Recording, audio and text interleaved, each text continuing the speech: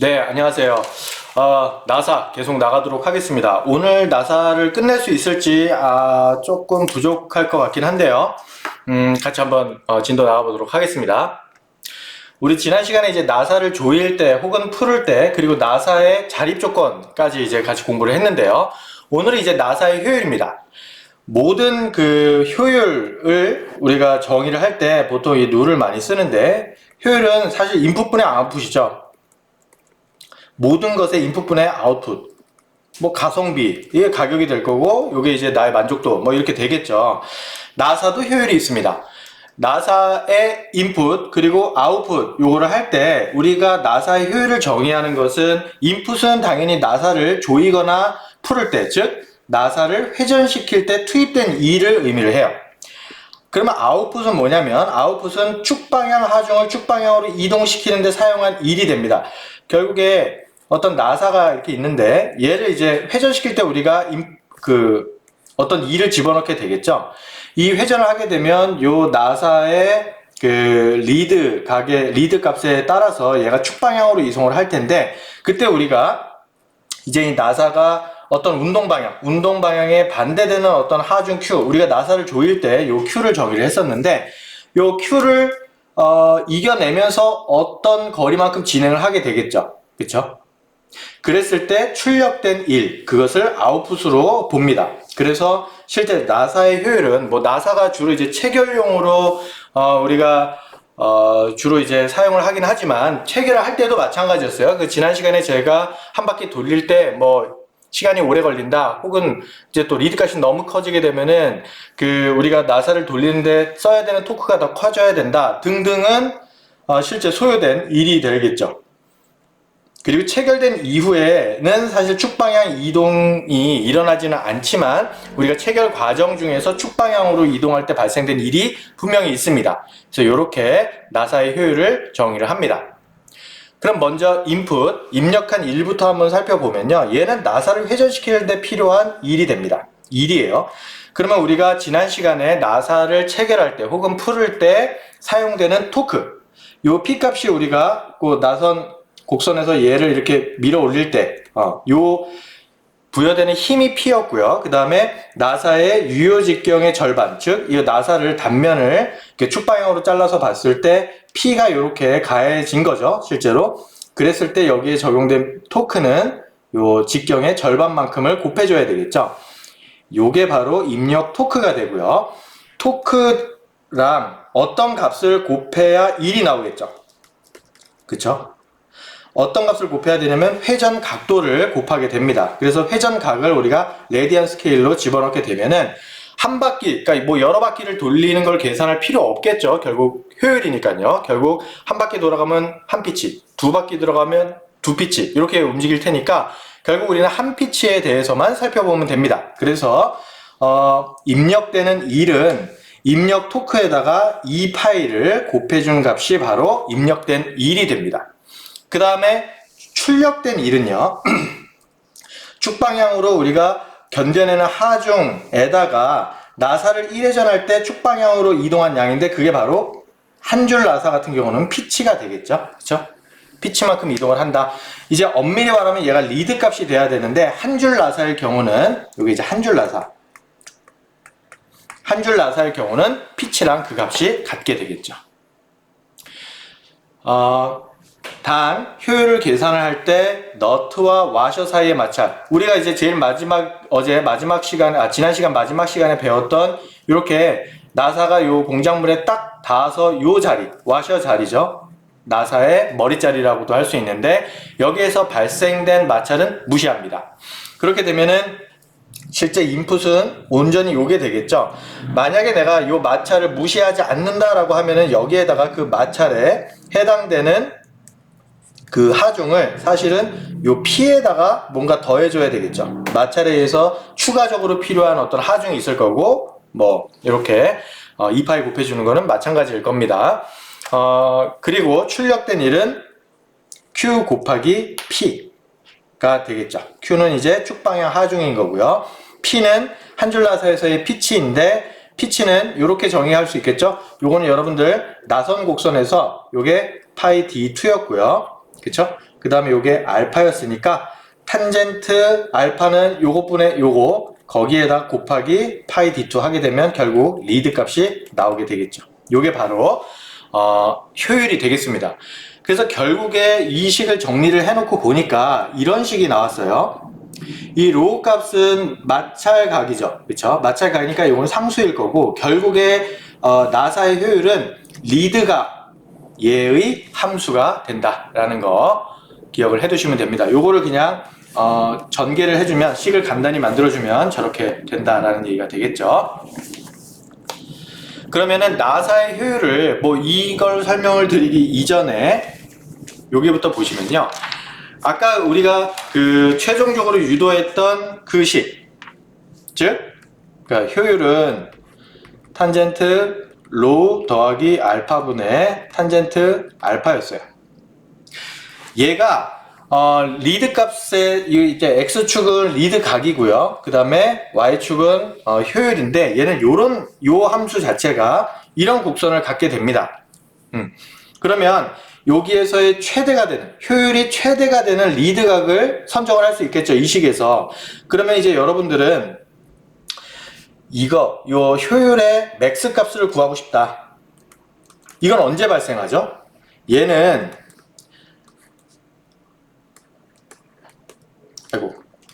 이 함수, 이 효율을 리드 각에 대해서 미분을 했을 때 0인 점에서 발생을 하게 되겠죠. 그렇죠?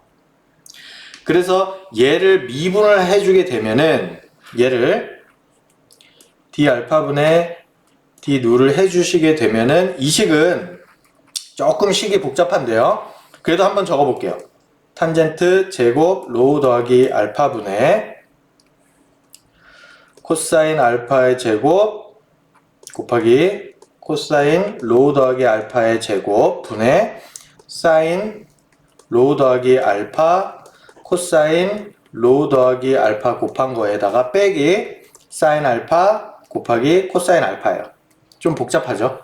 이렇게 되는데 이게 0이 돼야 돼요.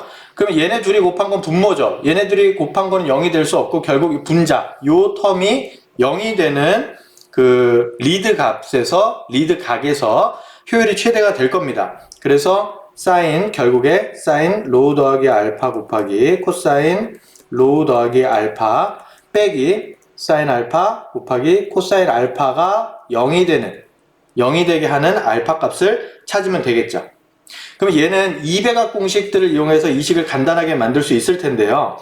결국 최종적으로 간단하게 만들게 되면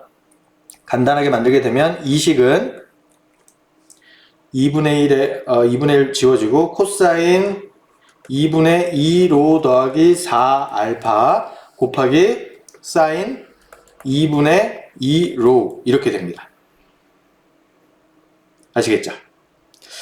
그러면 이때 이게 0이 될 때이니까 요거 제가 식을 잘못 썼는데 잠시만요.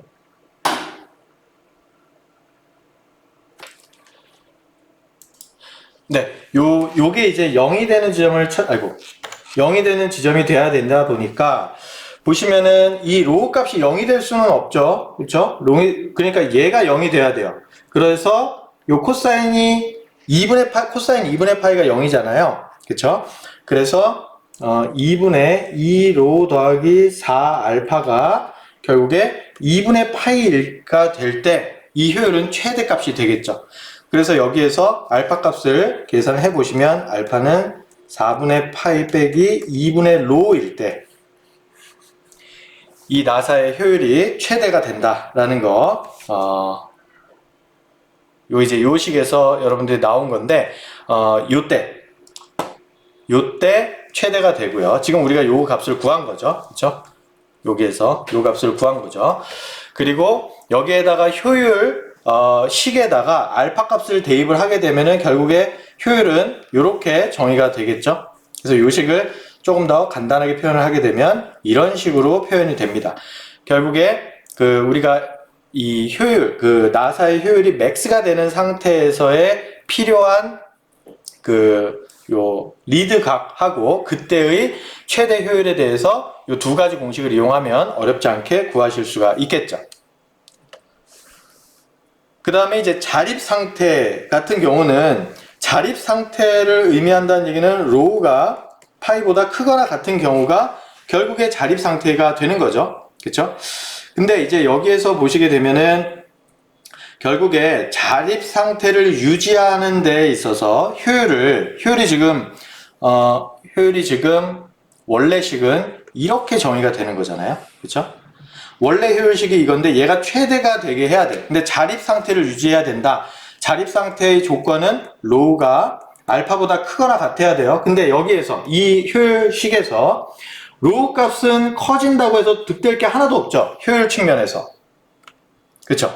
로우 값이 커지게 되면 분모가 커지게 되니까 로우 값은 가급적이면 이거 어떻게 돼? 로우 값은 가급적이면은 작았으면 좋겠죠. 근데 자립을 하기 위해서는 로우는 알파보다 크거나 같아야 돼. 그러면 자립 상태일 때는 맥스 효율을 계산할 때 미분 이런 거 다 필요 없고 무조건 로우가 알파랑 똑같을 때, 즉 로우가 자립 상태에서 가질 수 있는 최소값, 즉 알파죠. 알파일 때 최대 효율이 나오게 되고 이 로우 값에다가 알파 값을 대입을 하게 되면 결국에 효율식은 이렇게 되겠죠. 그렇죠? 그래서 이걸 합차 공식을 이용해서 문제를 요 식을 풀이를 해보면은 이런 식으로 정의가 됩니다. 이 값은 자립 조건에서의 나사의 효율이죠. 그리고 요 뒷부분 요 마찰각, 로우가 마찰각이잖아요. 마찰각이 0이 된다면 0이 될 수는 없죠. 그렇죠? 0이 될 수는 없기 때문에 자립 상태를 유지하는 조건에서 최대로 구현이 가능한 효율은 2분의 1, 즉 0.5가 된다. 50% 이상은 나사의 효율을 더 기대하기 어렵다라는 얘기가 되겠죠. 무슨 얘기인지 아시겠죠? 그러니까 당연하게도 그 어떤 운동 전달을 목표로 하는 나사를 만들 때에는 자립 조건을 신경 쓰지 않고 하겠죠. 우리가 이게 운동을 전달을 해야 되는데 거기에서 나사가 스스로 풀리지 않은 조건을 이렇게 따져봐야 되는 상황은 그렇게 흔한 조건은 아닙니다. 그래서 나사의 효율 그리고 자립 상태일 때의 효율도 같이 한번 살펴봤습니다. 그리고 이제 삼각나사, 사각나사, 여태까지 했던 거 다 사각나사고요. 사각나사에서 삼각나사로 오면서 거기에다가 나사면의 마찰에다가 여기까지만 살펴봤었죠. 거기에다 너트와 와셔 사이의 마찰까지 고려하게 되면은 바뀌는 거는 결국 입력한 일이 바뀌게 되겠죠. 입력한 일은 요 토크에다가 이제 이 파일을 곱한 건데 우리가 나사면 마찰을 고려했을 때 사각나사에서 삼각나사로 갈 때 이렇게 상당 마찰각을 계산해서 집어넣었었죠.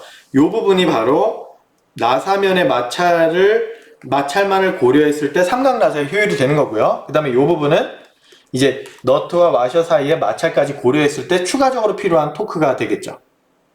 그래서 우리가 삼각나사에서 실제 상황 모든 걸 다 고려했을 때의 입력한 일은 요 T2에다가 마찬가지 이 파일을 곱한 게 입력한 일이 될 거고요. 출력된 일은 똑같습니다. 출력된 일은 이렇게 똑같이 계산이 되겠죠. 그래서 이제 여기에서도 효율을 따져볼 때 모든 걸 다 고려했을 때는 입력한 일이 2파이에다가 요거는 나사산에서의 마찰만 고려한 거, 요거는 와셔 혹은 나사의 머리자리에서 발생한 마찰에 의해서 추가적으로 요구되는 토크가 되겠죠. 그것분에 출력한 일이 되겠습니다. 출력한 일은 똑같아요. 그래서 이 식을 간단히 만들어 보면 좀 이렇게 나온다. 만약에 너트와 와셔 사이의 마찰을 고려한다 그러면은 이제 이 부분이 없어지게 되겠죠. 없어지면서 D2, 약분이 되면서 식이 이렇게 간단히 됩니다. 뒤에 예제들이 교과서에도 많이 나와 있는데 여러분들 꼭 한번 풀어보세요. 나사의 자립 조건이랑 나사의 효율 부분은 특히나 나사의 자립 조건은 당연히 시험에 나올 거고요. 나사의 효율 부분도 나올 수 있습니다. 그 다음에 나사의 설계 내용입니다. 나사의 설계는 제가 지난 시간에도 약간 스포를 드렸지만 나사의 이런 크기나 이런 걸 설계하는 일이 아니에요. 표준품에서 어떤 거를 결정을 해야 되느냐에 대한 문제인데, 실제로 이 나사에 작용되는 하중 조건은 여러 가지가 있을 수 있겠죠. 먼저 단순한 인장이 작용되는 경우, 단순한 전단이 작용되는 경우, 둘 다 작용되는 경우 있겠죠. 그러면 여기에서 첫 번째 가장 간단한 거, 축방향 하중, 축방향 인장 하중만 작용을 할 때는 어떻게 되느냐. 먼저 요 나사에 작용되는 응력을 계산을 한 다음에 그 응력의 크기가 이 나사 소재가 견딜 수 있는 허용 인장 응력보다 큰지 작은지를 판별해야 되겠죠. 그러면 여기에서 실제 요 나사의 응력을 계산하기 위해서 나사가 뭐 이렇게 생겼다 라고 한다면 이 모든 면에 고르게 하중 Q가 작용을 하고 있어요. 그러면 실제로 이 나사의 단면적, 즉 원의 직경은 여러 가지가 생기게 되겠죠. 그렇죠? 제일 크게는 이렇게도 생길 수 있고 제일 작게는 요 골지름에서 정의가 되겠죠. 그러면 여러분들은 나사를 설계를 할 때 나사가 이 외경에서 끊어지 여기가 잘라지진 않겠죠. 잘라진다면 이렇게 취약한 부분, 가장 단면적이 작아서 응력이 가장 크게 걸리는 부분에서 분명히 파단이 일어나게 되겠죠. 그래서 요 부분의 면적을 하중 Q를 요 부분의 면적, 요 부분의 단면적으로 나눠주면 되겠죠. 그래서 하중 나누기 4분의 파이 D1의 제곱. D1은 수나사의 골지름이 됩니다. 그러니까 가장 작은 단면적에서 나사의 가장 작은 단면적에서 걸리게 되는 응력. 이 계산이 되겠죠. 그래서 D1은 하고 요식을 풀어보면은 이런 식으로 답이 나올 거예요. 그랬을 때 얘는 이제 허용 인장 응력이죠. 그 소재의 허용 인장 응력이고 얼마만큼의 하중이 걸린다. 축방향으로. 그랬을 때 최소한 확보되어야 될 골지름 값이 나오게 될 거고 이걸 근거로 해서 여러분들 나사표에서 D1, 여기서 계산된 D1보다 좀 더 큰 나사를 선정을 하면 되겠죠. 아주 그냥 뭐 정력학적 내용입니다. 고체역학적 내용이네요. 그 다음에 이제 뭐 규격표를 사용하지 않을 때 D1을 딱 우리가 계산을 해낼 수 있는데 규격표를 사용하지 않을 때는 이렇게 가정해서 푼다라고 하지만 그냥 규격표를 보고 하시면 돼요. 그 규격표를 찾아서 계산을 하시면 됩니다. 그냥 이거는 참고만 해주세요. 실제로 나사가 인장 하중만 받게 되는 대표적인 경우가 훅이나 볼트 고리 이런 게 있는데 고리 볼트. 지금 요 후크 구조 뒷부분이 이제 요 부분이 나사산으로 되어 있고 여기를 너트로 체결을 한 다음에 축방향으로 어떤 물체를 걸어 놨다. 이런 상황이라면 당연히 요 나사에 축방향 하중만 걸리겠죠. 이 고리 볼트 같은 경우는 이렇게 잡아 당기게 되면은 마찬가지 여기 나사선에서 여기에 응력이 걸리게 되겠죠. 아주 간단한 경우가 되겠습니다. 근데 대개의 경우는 뭐 이 경우도 그렇지만 얘가 후크가 이런 식으로 케이블이 당겨진다라고 하면은 얘기가 달라지죠. 얘는 인장과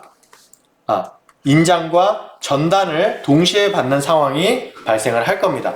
이 후크 같은 경우도 물론 이렇게 잡아 당겨지는 경우도 있겠죠. 근데 후크 같은 경우는 그렇게는 안 써요. 위험해서 이게 빠질 수가 있기 때문에 위험해서 그렇게는 쓰진 않지만 인장 응력과 전단 응력이 동시에 작용하는 경우는 어떻게 해야 되느냐. 구체적 자료가 없을 땐 적절하게 가정하에 유도된 식을 사용하면 된다. 이 식을 쓰면 된다는 얘기예요. 요게 그 소재의 허용 인장 응력이 되는 거죠. 그리고 Q. 요거는 이제 적절하게 가정돼서 나온 식입니다. 근데 이거 말고 우리가 배운 게 있잖아요. 구체적인 자료가 있어. 그런 경우에는 어떻게 풀어야 되는지 같이 한번 살펴보면요. 먼저 인장 응력과 비틀린 모멘트에 의한 전단 응력을 각각 구할 수가 있죠. 그렇죠? 어떤 나사에 걸리게 되는 인장 응력, 이건 아까 설명드렸던 거고, 그 다음에 비틀린 모멘트에 의해서 발생한 전단 응력, 이것도 이제 고체역학에서 배우셨죠. 얘네 둘이 동시에 작용될 때는 그러면 어떻게 계산을 해야 되느냐. 먼저 여러분들이 뭐 여기 폴라 모멘트 오브 이너시아는 원통으로 가정된 나사를 이제 원통으로 가정했을 때의 폴라 모멘트 오브 이너시아가 계산이 되어 있는데 실제로 주어져 있는 그 나사에 주어져 있는 토크에다가 이걸 그거를 이제 계산하게 되면 이런 식으로 응력, 비틀린 모멘트에 의한 전단 응력이 계산이 되고요. 인장 응력은 뭐 쉽게 아까 설명드린 대로 이렇게 계산을 할 수 있겠죠. 그럼 얘네 둘을 가지고 응력을 합성을 해야 되는데, 응력을 합성을 했다. 직접 전단화 중의 경우는 이렇게, 직접 전단은 이거죠. 뭐 케이스가 여러 가지가 있는데, 직접 전단은 얘가 이런 식으로 응력을 받는 경우죠. 그거는 뭐 똑같지, 그쵸? 요 F가 이렇게 작용을 할 때 요 단면적으로 나눠준, 그때도 골지름이 되겠죠? 나눠준 요런 전단 응력을 계산을 할 수 있겠죠. 그러니까 여기 이 비틀림에 의해서 발생된 모멘트랑 인장이랑 전단에 의한 힘이 다른 게, 일반적인 그냥 일반 인장은 나사가 있으면 이렇게 잡아 당겨졌을 때 인장 하중에 의한 인장 응력이 걸릴 거고요. 그 다음에 비틀림 토크, 이거예요, 이거. 비틀림 토크에 의해서 요 최외곽면에 가장 높은 전단 응력이 걸리게 되겠죠. 그 전단 응력값. 아니면 내가 얘를, 이런 거죠. 여기서 내가 이쪽으로 하중을 F만큼 주었을 때 걸리게 되는 단순 전단에 의한 전단 응력. 세 가지가 있겠죠. 그쵸? 그거를 각각 계산을 한 건데, 요렇게, 그 다음에 제일 마지막에는 요렇게. 이렇게 해서 인장 응력과 전단 응력을 모두 다 구합니다. 모두 다 구한 다음에 파괴 이론에 적용을 하게 되는데, 파괴 이론은 이제 크게 두 가지가 있어요. 주응력설이랑 최대 전단 응력설. 요거 제가 우리 첫 번째 책, 응력의 합성 모어 서클 할 때 설명을 드렸었는데, 랭킨의 최대 주응력설은, 이게 파단이 응력, 주응력, 그러니까 가장 크게 발생되는 인장 혹은 압축이죠. 근데 지금 인장에 대해서만 살펴보고 있으니까, 인장 응력과 그 소재의 허용 인장하고만 비교하는 거고요. 게스트의 최대 전단력설은, 얘는 인장에 의해서 파괴가 일어나는 게 아니라 얘는 전단에 의해서 파괴가 일어난다는 이론이죠. 설이죠, 설. 그럼 이제 모어 서클 기억을 해보시면, 우리가 앞서서 계산한 요 전단 혹은 인장 응력 시그마하고 타우 값을 구했잖아요. 구했을 때 그 인장 응력과 전단 응력이 동시에 걸렸을 때, 이거 모어 서클에서 나온 식이잖아요. 만약에 모어 서클이 이렇게 되어 있다라고 하면, 그때 걸리게 되는 최대 주응력은 여기고, 최대 그 전단 응력은 이렇게 계산이 되죠. 그쵸? 요 반지름의 크기가 요 루트 2분의 시그마의 제곱 더하기 타우의 제곱이었으니까, 최대 랭킨설에 의하게 되면은 요 지점에서 발생하는 최대 주응력이 이 소재의 허용 주응력보다 큰지 작은지를 비교하는 거고요. 게스트의 전단 응력설은 요 지점에서 발생하는 최대 전단 응력이 그 소재가 견딜 수 있는 허용 전단 응력보다 큰지 작은지를 비교를 해보는 거죠. 그럼 우리는 어떻게 해야 되느냐? 둘 다 해보면 돼요. 둘 다 해봐서 두 개 다 안전한 조건을 만족시키는 그런 나사를 선정을 해주면 된다는 얘기죠. 그러니까 여러분들이 어떤 비틀림까지 섞이게 되면은 그 응력의 합성이 2차원이 아니라 3차원이 되거든요. 그런 문제는 거의 없을 거고, 보통 여러분들 만약에 문제를 푼다면 인장이랑 전단이 여기에 걸릴 때 그때 나사를 골라라, 이런 문제를 만약에 푼다고 한다면 여러분들은 요거에 의한 시그마를 구하시고요. 그 다음에 요 전단 하중에 의한 전단 응력 타우를 구한 다음에 요 두 식에다 각각 대입을 해서 시그마 맥스, 타우 맥스를 구해요.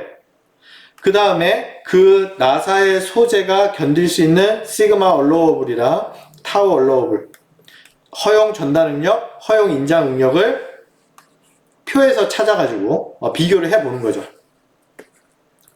그래서 둘 다 요것들보다는 얘네들이 크게 되는 조건의 나사를 고르시면 됩니다. 그게 나사를 설계하는 프로시저가 되겠습니다. 충격으로 인한 나사의 응력은 그냥 넘어갈게요. 그냥 여러분 한번 관심 있으신 분들 한번 읽어보세요. 진짜 별 내용 없습니다. 그 다음에 나사의 재료는 일단 튼튼하고 오랫동안 써야 되니까 필요 한도가 높고, 그 다음에 충격 하중에 대한 인성이라는 거는 그 충격의 그러니까 이 면적이 되겠죠. 인성이라는 거는 파단까지 갔을 때 요 삼각형의 면적이 큰 거. 그러니까 허용 인장 응력이 뭐 스트레스 스트레인 커브를 그리면요. 인성이라는 건 뭐냐면 스트레스 스트레인 커브가 뭐 이렇게 된 애가 있을 거고 그 다음에 얘보다 훨씬 낮지만 뭐 이런 소재 두 개가 있다라고 봤을 때 요 A라는 소재, B라는 소재를 비교해 보면요. A 소재의 항복점이 B 소재의 항복점보다 높아요. 하지만 항복까지 갔을 때 인성이라는 건 항복은 아니고 이제 파단점까지인데 파단점까지 갔을 때 요 내부의 면적이 결국 인성이거든요. 파단될 때까지 얘가 흡수 가능한 에너지의 양이 됩니다. 그러니까 꼭 단단한 재료가 인성이 높다라고 볼 수는 없죠. 그래서 얘는 끊어지면 안 되니까 그렇죠? 높은 인성이 필요하다. 그리고 가공이 쉬워야 되고 열 처리도 잘 돼야 된다. 값이 싸야 돼서 그래요. 강도 그 기계적 성질의 볼트의 작은 나사의 강도가 이렇게 당연히 그 규격표에 주어져 있습니다. 이렇게 해서 이 설계를 해주시면 되는데 여기에서 요 작은 나사의 강도 구분에서 여기 보면 강도 구분이 3.6, 4.6 뭐 이렇게 돼 있죠. 그렇죠? 요거는 하나 제가 여기서 설명을 드리고 넘어가겠습니다. 이 강도 구분이 요게 이제 호칭이거든요. 그 강도를 우리가 그 강도에 대한 요 3.6 강도 구분을 갖는 애의 인장 강도, 브레넬 경도 등등이 이제 물성치가 이렇게 정의가 되어 있는 거잖아요. 그러면 3.6, 4.6 얘는 어떤 의미가 있느냐면 A.B로 되어 있잖아요. 그렇죠? A는 호칭 인장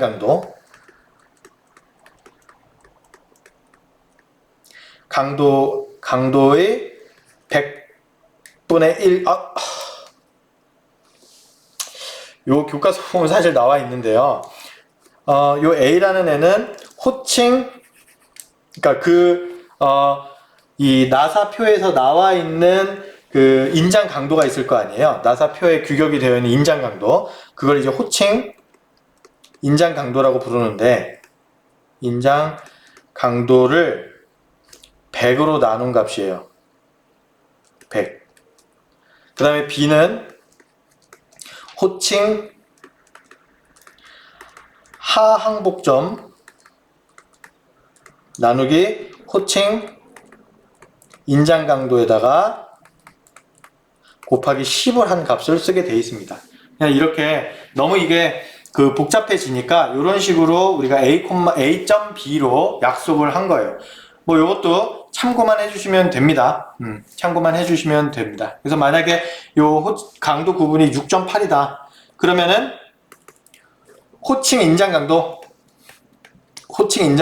6 곱하기 100이 되겠죠. 그래서 600 뉴턴 퍼 밀리미터 제곱이 되고요. 그 다음에 요 8은 뭐냐면 요거에 의해서 나온 거죠. 그쵸? 그러면은 8 곱하기 600 나누기 10을 해주면은 얘가 호칭 하항복점이 계산이 되겠죠. 480 뉴턴 퍼 밀리미터 제곱에 호칭 하항복점을 갖는 그런 볼트다. 이렇게 참고 삼아 한번 설명을 드렸습니다. 자, 이제 요게 이제 볼트에서 사실 거의 마지막으로 살펴볼 내용인데요. 너트의 설계도 있긴 있습니다. 근데 이제 요게 어찌 보면 나사에서 보스라고 보시면 돼요. 빌런입니다. 이게 뭐냐면 지금 어떤 게스킷, 이게 이제 압축 용기, 압력 용기예요. 그러니까 가스통 같은 거지. 왜 우리 길 가다 보면은 이런 가스통 같은 거 보면은 요 뚜껑 이렇게 원형으로 만드는 이유는 아시죠? 이거 이렇게 편편하게 만들어 놓으면 여기가 외곽 부분에서 파손에 위험이 있어서 이렇게 원형으로 만들죠. 하이드로릭 포스를 하기 위해서. 그 다음에 여기에다가 요 테두리에다가 뺑 돌아가면서 나사를 쭉 박아놓은 걸 보셨을 거예요. 이렇게. 그쵸? 요런 상황입니다. 요 안에 어떤 압력이 작용을 하는 거예요. 근데 그거를 이제 용기로 막아주는 그런 케이스인데, 그러니까 요 위에 있는 요게 뚜껑이 되고요. 요 밑에 있는 얘가 이제 몸통이 된다고 보시면 되죠. 뚜껑이 뭐 이렇게 생겨져 있고 요 위에 밑에 있는 몸통이 가스통이 이렇게 생겨서 얘네들을 나사로 체결한 그런 경우예요. 그러니까 여기는 이 내부는 정수압이 작용을 하고 있겠죠. 그렇죠? 됐을 때 결국에 이 상황을 다시 한번 요약을 해 보면은 사실 이쪽 방향으로 밀어내는 거는 크게 고민 안 해도 되고요.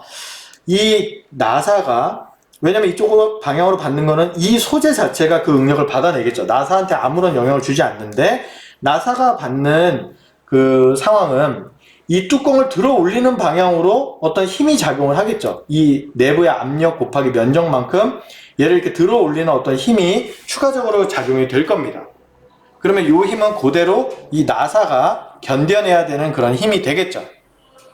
그래서 보통 이렇게 가스 용기나 이런 걸 할 때 요 사이에 새지 말라고 일반적으로 이제 뭐 우리 밀폐 용기 같은 데는 고무 파킹 같은 게 들어있잖아요. 근데 이제 그런 고압을 견뎌야 되는 그런 상황에서는 고무 자체가 워낙 변형을 잘하고 그 다음에 내구성이 좋지 않죠. 오래되면 딱딱해지고 뭐 여러 가지 문제가 있죠. 그래서 메탈 소재의 가스킷을 많이 씁니다. 여러분들 그 자동차 엔진에도 그 엔진 블럭과 그 엔진 헤드를 체결할 때 그 사이에 얇은 철제 부품을 집어넣는데 그게 이제 기미를 유지하기 위한 어떤 그 고무 패킹이라고 보시면 돼요. 그런 가스켓을 이제 집어넣게 됩니다. 그러면 이 상황에서 여러분들이 한 가지 이해를 하셔야 될 건 뭐냐면 가스켓을 집어넣고 나사를 체결을 했어요. 그런 다음에 이 나사가 여기에 딱 닿고 나서 나사를 더 강하게 조이게 되겠죠. 그렇게 되면은 이 가스켓은 압축하게 될 거예요. 그게 이제 압축이 돼야 더 이 강력한 기미를 유지할 수 있게 되겠죠. 그렇죠? 그래서 요 죄어진 물체, 즉 가스킷은 내가 이 나사가 조여지는 그 힘에 의해서 압축을 받고 있는 상황입니다. 그런데 그 상황에서 안에다 이제 가스를 채워서 이 뚜껑을 밀어내는 방향으로 하중이 전달이 된다면 요 가스킷 입장에서는 요 압축 하중이 줄어드는 거죠. 그쵸? 이거 드러내고 있으니까. 그쵸? 요 압축 하중은 줄어들고 그 줄어드는 만큼 얘가 조금 더 예를 들어 요만큼 압축이 되어 있었으면 얘가 F라는 힘으로 들어 올리게 되면 가스켓이 좀 더 뚱뚱해지겠죠. 그쵸? 그러니까 원래 얘 두께로 돌아가려고 막 할 거 아니에요. 그쵸? 요만큼 회복이 되고 반면에 요 가스켓이 다시 원래 회복한 만큼 요 나사는 늘어나게 되겠지. 이해가시죠? 그 상황을 머릿속에 잘 기억하시면서 그게 이제 설명드렸던 내용이 요겁니다. 그래서 이거를 하는 이유가 얘가 이 들어올린 힘 F가 너무 커요. 너무 커서 이 죄어진 물체, 가스킷이 원래 상태대로 그냥 돌아가 버렸어. 하나도 안 눌렸어. 그러면 이건 더 이상 기미를 유지한 게 아니죠. 그런 상황이 되게 되면 이 사이에서 가스가 요 사이를 타고 리킹이 시작이 되겠죠. 그렇죠?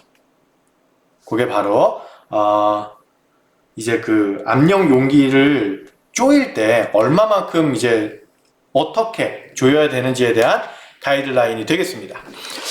자, 그러면 이거 되게 헷갈리는데 이 그래프를 한번 볼게요. 먼저 X축은 변형에 대한 값을 나타내고 있고요. 요게 체결력이 되겠습니다. 여기가 원점이고요. 원점이에요. 네, 원점이고 이쪽 부분 여기 원점을 기준으로 이쪽 부분이 볼트에 해당되는 내용이고요. 이쪽 부분이 가스킷에 해당되는 내용이에요.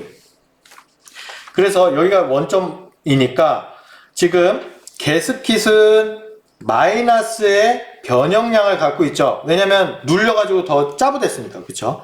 볼트는 양의 변형량을 갖고 있죠. 늘어난 상태라 우리가 볼 수 있겠죠. 자, 그러면 하나씩 설명을 드릴게요. 먼저 처음에 얘가 Q0라는 힘을 이축 방향으로 이 나사가 Q0라는 힘으로 얘는 이제 이쪽 방향으로 하중을 받겠지. 방향으로 눌리게끔 초반에 체결이 되어 있었어요. 그러면 이 뚜껑 소재랑 가스킷이 이렇게 있을 텐데 그 다음에 이렇게 되어 있죠. 나사가 여기 이제 이렇게 들어가 있는 건데 나사가 들어있어요. 여기 이 자리에 닿기 전에는 당연히 하중이 0이 되겠죠. 근데 나사 머리가 요 위에 뚜껑에 딱 닿는 순간부터 나사는 요 게스킷 그리고 얘네들의 얘네 둘은 강체라고 가정을 한다면 결국 압축 하중을 주게 될 거고, 그때부터 그 압축 하중만큼 볼트는 인장 하중을 반대로 받게 되겠죠. 요 게스킷은 요 똑같은 크기의 압축 하중을 받고 있겠지. 그쵸? 받을 거예요. 근데 그 하중이라고 보면 좀 위험하고, 그건 제가 차차 설명을 드릴게요. 그래서 요 나사 자리가 요 위에 뚜껑에 닿기 전에는 0이에요. 0. 하중이 하나도 없어. 근데 딱 닿고 나서 어느 정도 하중을 어느 정도 더 얘를 꽉 돌려서 조이게 되면 이 나사는 인장 방향 하중을 받게 될 거고, 요 게스킷은 압축 방향 하중을 받게 되겠죠.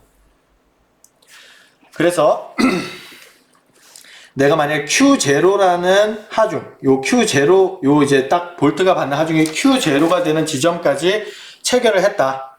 그러면은 이 체결력은 볼트도 Q0를 받고요. 요 중간재도 Q0를 받겠죠. 방향은 반대지만. 그치? 그래서 Q0를 받았을 때 볼트는 델타 T, 이게 알파벳이 좀 안 보이는데, 델타 T. 잠시만요.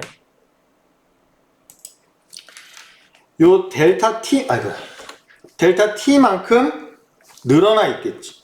그쵸? 볼트는. 그리고 체결력이 Q0만큼 중간재는 압축을 받고 있어요. 그쵸? 그랬을 때 요거 델타 C거든요. 델타 C만큼 중간재는 압축이 되어 있을 거야. 그쵸? 초기에는. 가스가 담기기 전이에요. 그러면 여러분들 질문할 수가 있지. 그러면 얘랑 얘 직선이 두 개가 있는데 이 기울기는 뭔가요? 이 기울기는 바로 중간재와 볼트의 스프링 상수가 됩니다. 요게 이제 KB, 요게 이제 KP. 잘 안 보이네요. 그래서 요게 스프링 상수인데, 이 볼트의 스프링 상수는 다 지우고 다시 볼트의 스프링 상수 KB,는 요거죠. KB예요. KB는 Q0 나누기 델타 T. 이게 델타 T였죠. 그리고 여기 이제 볼트고요. 그 다음에 중간재의 스프링 상수 KP는 마찬가지 Q0 나누기 델타 C. 여기가 델타 C가 되겠죠. 요게 이제 초기 상태예요. Q0만큼 딱 체결이 되어 있어. 그러면 중간재는 델타 C만큼 압축되어 있고, 볼트는 델타 T만큼 늘어나 있는 상태가 되겠죠. 그쵸? 근데 여기에서, 요 점에서 추가적으로 하중 P가 볼트에 이렇게 주어지는 그런 상황이 분명히 발생을 할 수가 있겠죠. 그쵸? 그러면, 추가적인 인장하중 P가 볼트에 주어지게 되면은, 볼트가 최종적으로 받고 있는 어떤 하중이 추가적으로 주어졌어. 그렇게 되면은 중간재는 얼마만큼 하중을 덜 받게 될 거고, 볼트는 더 많이 받게 되겠죠. 이제 가스를 채워서 그 뚜껑을 들어 올리는 힘이 생겨난 거예요. 그러면은 볼트가 실제로 받게 되는 총 하중 QB인데요. 그 글씨가 잘 안 보여서 QB는 뭔가 이 추가적인 하중이 싹 들어가면서 원래는 이 점에 있었다가 볼트는 더 늘어나는 쪽으로 가게 될 거예요. 추가 하중이 가해지게 되면요. 그쵸? 그러면서 여기 중간재 같은 경우는 하중이 빠지게 되겠죠. 어느 정도까지 쭉 압축 변형을 복원을 하게 될 거예요. 그러면 이때 여러분들이 주의하셔야 될 거는, 볼트가 추가적으로 늘어난 길이 델타랑 그 다음에 중간재가 원래 모양대로 돌아간 그 회복량이랑 같아야 되겠죠. 얘하고 얘가 같아야 되겠지. 그렇지 않으면은 뭔가 문제가 생긴 거죠. 중간재가 볼트를 파먹고 들어갔던, 아니면은 중간재랑 그 뚜껑이 서로 떨어졌건, 그 둘 중에 하나가 되겠죠. 그래서 하중 P가 돼서 실제로 볼트는 델타만큼 더 늘어나고, 늘어난 것만큼 중간재도 그만큼 늘어나게 되겠지. 그래서 원래는 이만큼 델타 C만큼 압축이 돼 있다가 요점에 오게 되면 하중이 추가적으로 돼서 요만큼만 압축이 돼 있는 상태죠. 볼트는 원래 요만큼 인장돼 있었는데 이만큼 인장된 상황으로 바뀌게 된 거죠. 아시겠죠? 그러면 그때 전체 볼트에 가해지는 하중은 지금 원래는 들어올리는 힘이 더 추가가 되면서 중간재는 요만큼 회복을 했지만 중간재는 여전히 이만큼의 압축 하중을 받고 있죠. 그쵸? 그러면 요만큼의 압축 하중에다가 추가적으로 가해진 그 하중 P를 더한 것만큼이 전체 볼트에 지금 가해지고 있는 하중이 되겠지. 그래서 QP 더하기 P만큼이 이 전체 높이가 되겠습니다. 아시겠죠? 그리고 이제 여기에서 볼트는 계속 오른쪽에 쓸게요. 볼트의 최종 인장 길이 결국 이만큼. 최종 인장 길이 델타 T 프라임은 델타 T에다가 추가적으로 늘어난 델타만큼이 있을 거고요. 그 다음에 중간재 같은 경우는 최종 압축량이 요만큼밖에 없죠. 요만큼. 그쵸? 요만큼밖에 안 남은 거지. 그래서 이 중간재의 최종 압축량 델타 C 프라임은 원래 델타 C에서 델타만큼이 빠져야 되겠죠. 그쵸? 그러면은 이제 요 두 식을 갖다가 이 스프링 상수식, 요 식이죠. 요 식을 이용해서 여기다가 대입을 해주게 되면은 스프링 상수, 볼트의 스프링 상수 값을 다시 계산을 할 수가 있는데요. 얘는 KB는 델타 T 더하기 델타 분의 QB 라고 쓸 수가 있고요. 그렇죠? 이거는 그냥 요 그래프에서 여러분들 그냥 새로 계산을 하면 돼요.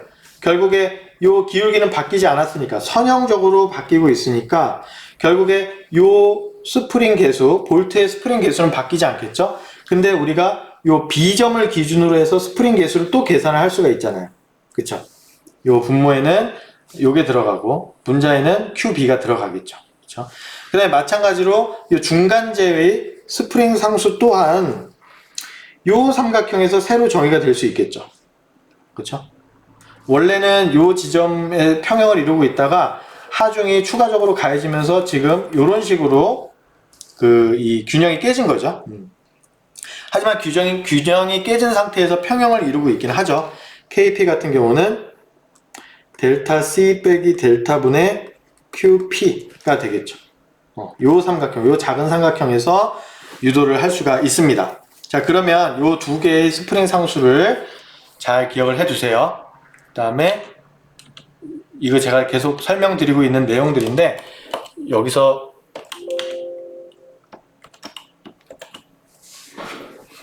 여기에서 이제 우리가 새로 계산된 스프링 상수, 볼트의 스프링 상수는 QB 나누기 델타 T 더하기 델타 C였고요. 그 다음에 중간재 게스킷의 스프링 상수 새로 계산된 거는 QP 나누기 델타 C 빼기 델타가 되겠죠. 델타 C가 아니지. 그냥 델타죠. 이렇게 됩니다.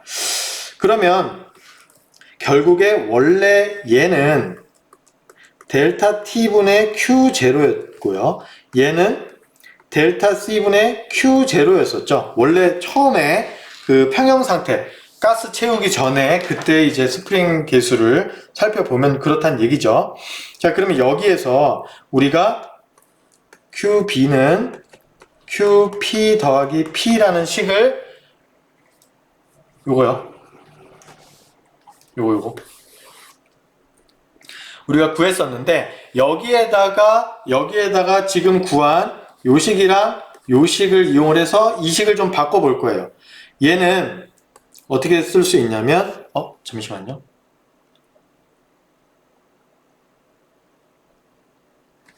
네. 다시 써보게 되면 QB는 Q0 더하기 델타 T 더하기 델타 C분의 델타 CP. 그러니까 요 스프링 상수로 표현되어 있는 애들을 소거한 거예요. 요 세식을 이용해서 델타하고 요 델타 있죠. 델타가 서로 이제 공유가 되고 있으니까 델타하고 요 스프링 상수를 서로 이제 소거를 할 수가 있죠. 이거 그냥 사칙 연산이에요. 여기다 그냥 요식 적당히 대입해 주면은 이런 식을 여러분들 어렵지 않게 유도를 할 수 있습니다. 이 식을 다시 써보면 Q0 더하기 Q0 나누기 KP, 그 다음에 Q0 나누기 KB 더하기 Q0 나누기 KP 곱하기 P가 되겠죠. 이러면은 Q0, Q0, Q0 다 약분되죠. 그래서 결국에 QB는 Q0 더하기 KB 나누기 KP 더하기 KB 곱하기 P가 됩니다. 아시겠죠? 요게 이제 볼트에 가해지는 여기서 보시면 요 볼트에 가해지는 최종 하중이 이런 식으로 표현이 된다라는 얘기예요. 요 내용이 이제 뒤에 여러분들 쭉 읽어보시면 지금 우리가 여기까지 유도를 한 거죠. 그렇죠? 여기까지 유도를 한 거예요. 그러면 이제 얘를 이쪽으로 싹 넘기게 되면 QB 빼기 Q0는 원래 그림에서 QB 빼기 Q0 하면 뭐가 되죠? QB에서 Q0는 여기였잖아요. 그쵸? QB는 이만큼이고 그걸 빼게 되면 요만큼이 남게 되지. 그쵸? PB가 됩니다. PB. 볼트에 그래서 어떤 그 내부의 압력을 채워서 뚜껑을 들어 올리는 추가적인 하중이 걸렸을 때 볼트에 추가된 하중은 그냥 그 하중 자체를 더한 게 아니라 추가된 하중은 요만큼이다. 그러니까 스프링 개수가 그 중간재하고 볼트의 스프링 개수가 관여를 한다는 얘기죠. 그러니까 무슨 얘기냐면 내가 어떤 하중을 P만큼 더 줬다고 해서 볼트에 그냥 원래 요 Q0에서 P만큼 그냥 더해지는 게 아니란 얘기예요. 요만큼만 더해진다는 얘기예요. 아시겠죠? 그걸 우리가 이제 유도를 한 거죠. 그래서 이제 볼트에 추가된 하중까지 계산을 해 봤습니다. 그리고 판재에 작용하는 압축력, 그러니까 그 게스킷에 작용되는 압축력 계산해 보면 마찬가지 이렇게 계산이 되겠죠. 계산이 될 텐데 여기에서 이제 요 식을 마찬가지 볼트에서 썼던 식이랑 똑같이 해주게 되면은 지금 보시면 아시겠지만 볼트에는 Q0 더하기 요만큼이었잖아요. 근데 압축 이 게스킷에 가해지는 하중은 원래 Q0에서 요만큼이 빠지게 되겠죠. 볼트가 요만큼을 더 안고 가는 게 되는 거예요. 무슨 얘기인지 아시겠죠? 그래서 최종적으로 보면은 판재에 그러니까 그 게스킷에 감소된 하중 그 뚜껑을 들어 올림으로 해서 게스킷에 가해지는 하중이 감소가 됐는데 원래 평형 상태 Q0에서 그렇죠? 얼마만큼 감소됐는데 그 값은 뭐냐? PP는 요만큼이 된다 라는 얘기가 됩니다. 그러면 볼트는 요만큼 하중에 의해서 더 늘어날 거고 게스킷은 요만큼 하중에 의해서 역시 마찬가지로 더 두꺼워지겠죠? 압축 변형이 줄어들게 되겠지? 그렇죠?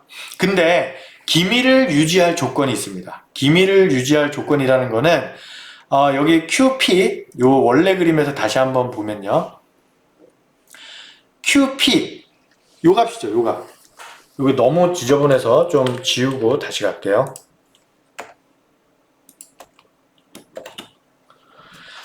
지금 그 하중이 이만큼 더해져 가지고 볼트에는 요만큼의 추가 하중이 걸렸고 그 다음에 게스킷에도 이제 P만큼 그 하중이 감소를 한 거잖아요. 그러면 얘가 원래는 요 두 점에 있다가 뚜껑을 들어올리는 힘 때문에 볼트는 인장 방향으로 더 되고 이 게스킷은 이제 복원하는 압축 변형이 줄어드는 쪽으로 갈 거 아니에요. 그런데 만약에 앞서서 설명드린 여기에서 얘가 기미를 유지하고 있다는 조건은 뭐냐면 적어도 이 게스킷 중간재가 받는 압축 하중이 순수 압축 하중이요. 요게 되잖아요. 그렇죠? 이게 0이 되는 순간 게스킷은 더 이상 압축하고 있지 않은 거죠. 그렇게 되면은 이제 게스킷이 패킹을 못 하고 있는 거지. 그러면 이제 기밀이 유지가 안 되고 새게 되겠죠. 그래서 조건이 이 조건에서 얘는 항상 0보단 커야 돼. 그래야지 이 중간재 게스킷이 압축이 되면서 그 기밀을 유지할 수 있다라는 얘기가 되겠죠. 그래서 추가 하중 P의 범위가 되는데 0보다는 크고 요거보다는 작은 범위 안에서 일어나야지 기밀이 유지가 된다는 얘기죠. 이게 벗어나게 되면은 얘가 0이 되면서 더 이상 기밀을 유지하지 못하게 된다라는 결론에 도달할 수 있겠죠. 그래서 여기까지가 이 외력에 의한 볼트의 어떤 그 체결에 관한 내용을 같이 한번 살펴봤는데요.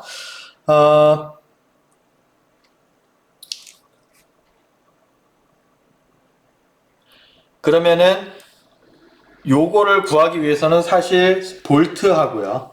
볼트하고 중간재의 스프링 계수를 알아야 우리가 이 압력 용기에다가 얼마만큼의 압력, 그러니까 그 압력에다 면적을 곱해줘야 되겠지. 그게 얼마까지 쓸 수 있는지를 계산을 해볼 수가 있겠죠. 볼트의 스프링 상수는 보통 요 식을 이용을 합니다. 볼트의 스프링 상수는 골지름의 단면적 곱하기 영수 모듈러스예요. 볼트 소재. 그리고 요 L은 볼트의 체결 길이입니다. 체결 길이는 볼트가 이렇게 길잖아요. 길어도 내가 체결될 길이가 요만큼밖에 체결이 안 됐다라고 하면 요 길이를 의미를 해요. 요게 이제 체결 길이가 됩니다. 실제로 앞나사 부분과 엮여있는 그런 부분이고, 그 다음에 뭐 볼트의 단면적이 변하면서 연속적으로 이어진 경우는 이제 병렬 연결처럼 이렇게 계산하는데 그냥 참고만 해주시면 돼요. 볼트의 스프링 상수 이렇게 구하시고, 그 다음에 하중이 부분적으로 작용하는 중간재, 그 게스킷의 스프링 상수는 이렇게 계산을 한다. 결국 뭐냐면 중간재의 원통 등가 면적, 그 다음에 중간재의 영수 모듈러스, 그 다음에 중간재의 길이를 이렇게 넣어 보시면 되는데요. 요 AP가 이제 궁금하죠. AP를 구하는 방식은 뒤에 이렇게 정리가 되어 있습니다. 요거 그냥 참고만 해주시면 될 것 같아요. 무한 원판일 때도 참고만 해주시면 되겠습니다. 요렇게 우리가 그 압력 용기에 사용되는 볼트의 역학에 대해서 같이 한번 알아봤죠. 그 다음에 반복적으로 외력, 이거는 그냥 스킵할게요. 네, 스킵하겠습니다. 여기까지는 스킵할 거예요. 그 다음에 다음 시간에 이어서 너트 설계를 하고 이제 다음 단원으로 넘어갈 텐데, 지금 오늘 배운 내용이 나사 이제 중간재를 압축시켜서 얘를 이제 밀폐시키는 그런 응용에 대해서 같이 살펴봤는데, 결국에 키는 이거였어요. 볼트가 늘어난 거랑 이 게스켓이 또 늘어난 길이랑 언제나 같아야 되니까 그걸 기준으로 해서 추가 하중이 주어졌을 때 볼트는 더 늘어나고 중간재는 그 압축 응력이 압축 하중이 줄어들어서 또 다른 평형 상태를 갖게 되는데, 그럴 때 이 중간재에 가해지는 하중이 0이 되면 안 된다. 0이 되면 이제 더 이상 체결력을 잃어버리게 되는 상황이다 라는 것까지 같이 공부를 해 봤습니다. 그러면 다음 시간에는 요 너트의 설계 부분이 있는데요. 그 부분 가볍게 살펴보고, 그 다음에 그 다음 단원이 그 리벳인데요. 리벳은 한 2시간 정도면은 진도가 거의 이제 나갈 수가 있는데, 중간고사 시험 범위를 리벳까지는 보려고 하거든요.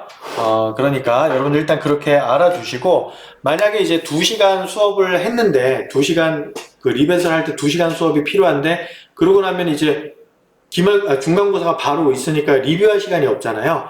그래서 제가 리뷰하는 강의 자료는 시험 전에, 그러니까 우리가 8주차 때 중간고사를 보는데 9주차 강의 자료를 먼저 올려놓을게요. 네, 그 리뷰하는 거를 9주차에다가 하나 더 올려놓을 테니까 그거 여러분들 시험 공부하실 때 참고해서 진행해 주시면 되겠습니다. 네, 오늘 수업은 여기까지 하겠습니다. 수고 많으셨습니다.